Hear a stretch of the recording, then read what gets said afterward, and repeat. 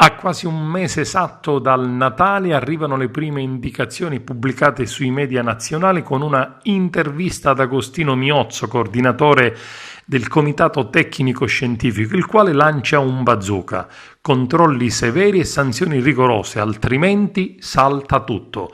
Solo con queste condizioni si può regolare la riapertura dei negozi in vista del Natale. Per evitare l'assembramento da shopping sarà necessario un monitoraggio rigoroso e sanzioni. Se non sarà così salta tutto e a gennaio siamo con la terza ondata, come ha già detto l'Organizzazione Mondiale della Sanità. Possibile una terza ondata in Europa se non si attrezzerà in modo corretto.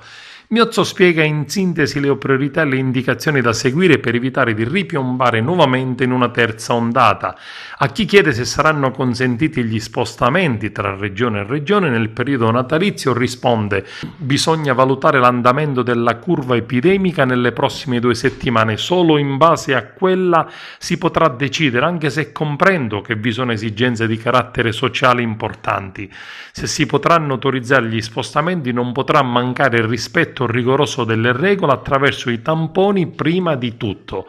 Ed anche sulla scuola il coordinatore Miozzo ribadisce che le lezioni in presenza sono un elemento fondamentale della crescita e del processo formativo dei nostri ragazzi e la riapertura degli istituti deve essere una priorità, anche se il piano sarebbe quello di riorganizzarsi per ripartire non prima della Befana. In altri importanti paesi dell'Unione Europea come Francia, Germania e Gran Bretagna abbiamo dato tutte indicazioni rigorose per il mantenimento dell'apertura delle scuole. Riteniamo che le scuole debbano riaprire, anche perché le indicazioni che sono state date, dal distanziamento all'uso della mascherina fino all'igiene, sono state messe in atto. Sono tutti elementi che riducono i rischi.